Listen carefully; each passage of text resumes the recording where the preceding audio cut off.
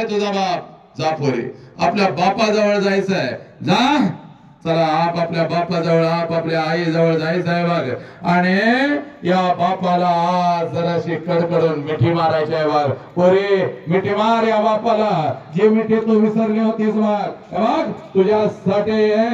तुझ्यासाठी रात्रंदिवस भिजणारा हा बाप आहे बघ या बापाला तू मान खाली घालायला लावणार आहेस का हाच बाप आहे बघ तुझ्यासाठी नागडा राहिला हा बाप आहे बघ तुझ्यासाठी उघडा राहिला बघ हीच ती आई आहे बघ तुझ्यासाठी झिजली बघ मग या आई बापाला मान खाली घालायला पोरीनं तुम्ही लावणार आहे का बघ सगळं जग जेव्हा तुझ्या विरोधात उभं राहतं ना तेव्हा छट्टू ठोकून साला तुझा बाप तुझ्या पाठीशी उभा राहतो हा तुझा बाप समोर उभा आहे बघ अंगावरती फाटके कपडे घालतो पण आपल्या लेकीसाठी साला ब्रँडेड कपडा घेऊन येतो त्याचं नाव बाप आहे पोरीनो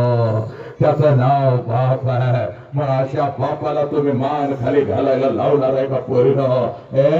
स्वतःसाठी नाही अभ्यास केला तरी चालेल पण या आई बापासाठी अभ्यास करा ग माझ्या लेकीनो या आई बापासाठी अभ्यास करा पोरीनो या वाघासारख्या बापाला कधी मान खाली घालायला लावू नका या वाघिणी सारख्या आईला कधी मान खाली घालायला लावू नका पोरीनो कधी झुकली नाहीस ना सगळ्या समोर आज जरा तुझं मस्तक टेकव बरं बापाच्या चरणावरती चल जरा पाया पाड आणि घे बापाचा आशीर्वाद लाजू नको बघ कारण या जगामध्ये तुझा एकच देव आहे डोकं टेकाव तुझा जगामध्ये एकच देव आहे ज्या देवाचं नाव बाप आहे एकच देव आहे बघ पोरी ज्या देवीचं नाव आहे पोरीनो आणि एकच मंदिर आहे ज्या मंदिराचं नाव शाळा आहे पोरीनो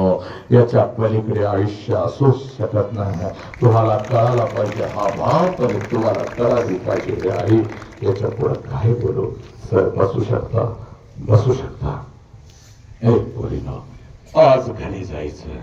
आणि आपल्या बापाला अगोदर कडकडून मिठी मारत न्याय द्यायचा पोरांनो शरीराला न्याय द्यायचा मनाला न्याय द्यायचा आणि हो खऱ्या अर्थानं ज्या आई बापानं आम्हाला हे जग दाखवलं त्या आई बापाला न्याय द्यायचा पुढं काय बोलू बस मी थांबतो पण चुकीचं पाऊल कधी पडतंय असं वाटलं तर डोळ्यासमोर आणायचे आपले आई बाप डोळ्यासमोर आणायचे आपले आई